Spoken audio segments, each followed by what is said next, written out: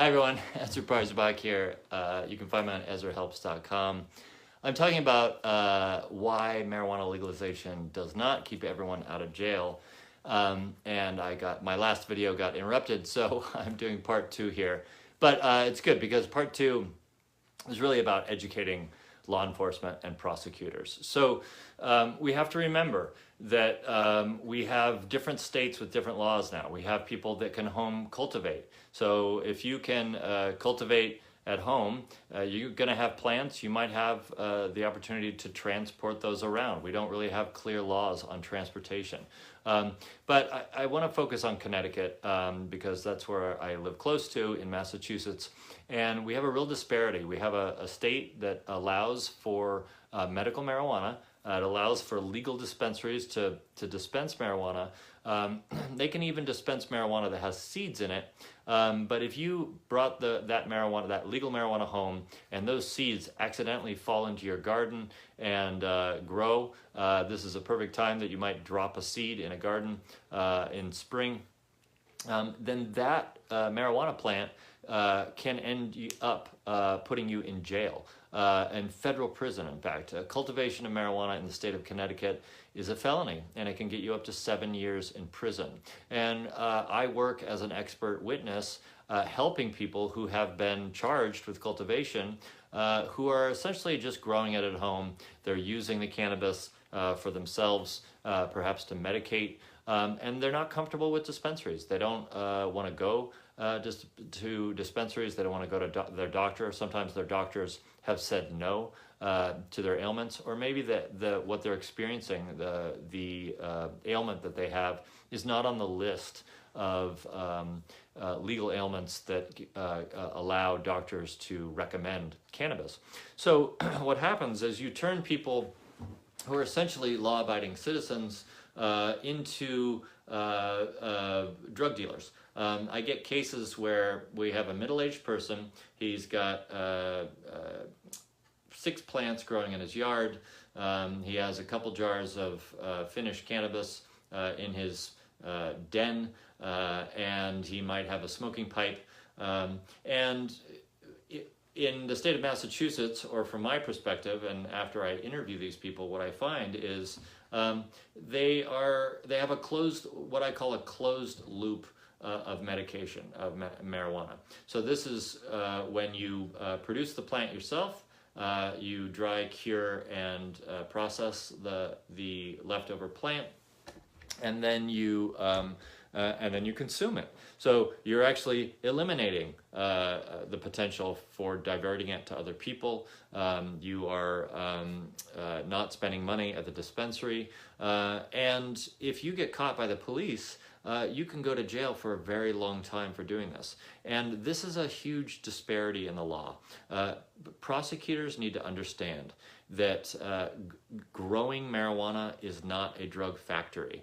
Growing marijuana does not imply intent to sell.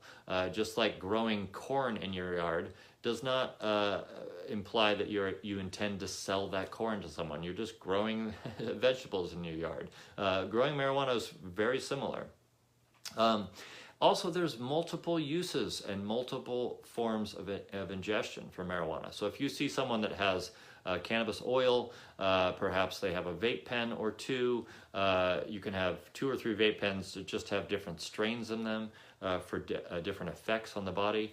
You might have a jar of cannabis oil that you use as a medicated cream that you put on sore muscles. But if you are law enforcement and you know nothing about cannabis and you walk into someone's house, you might think, oh my gosh, they have all these products. Clearly they intend to sell them, and they're growing their own marijuana, so they have a whole drug factory. Now, being charged with maintaining a drug factory, cultivating marijuana, and intending it to sell to other people, because these are felonies in the state, make for a huge tax burden on the state. You essentially are taking somebody who's doing something that's quite harmless and putting them into the system, if you put them in jail, that state is going to be spending tens of thousands of dollars a year to keep them behind bars. So it's really my passion to educate prosecutors, law enforcement, and communities that there are far greater evils in the world besides someone growing their own cannabis at their home and producing products that they use on themselves or with their family or even friends. So it's important that law enforcement understands that cannabis as a culture has been existing in the shadows for basically 3 generations in the United States since the 1920s, 1930s. And this means that people are terrified of law enforcement. They don't want to be filmed walking into a dispensary. I have clients, and I know many people who use cannabis who are lawyers, doctors, psychologists. They work for the state government, they work for federal government, they work for city government. They use cannabis, they're comfortable with its medicinal effects, and they want to continue using it, but they are not in a place where they can publicly go into a dispensary. So these are perfect candidates for people for growing their own cannabis. Or getting it from friends and family. And if we continue to prosecute these people and send them to jail, it's a huge burden on their families, it's a huge burden on society, and it's actually not really doing much as far as keeping cannabis off the street when you can go to the dispensary and buy it, and the dispensaries have no control over what happens to the cannabis once it leaves their building.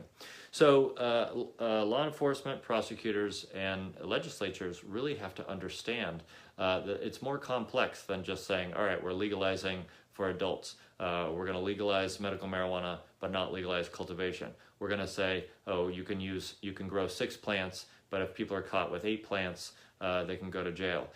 These are problems that have to be worked out, and if we can have more informed cannabis consultants like myself at every level of society, then I think we can separate the drug dealers or the people who are trying to cause harm in our communities from the people who are actually trying to just get a good night's sleep, get medicine into their bodies, or even recreational usage without having to share their practice with people around them that might view it in a different way. So this is a big reason why people do not go to legal dispensaries and are risking breaking the law.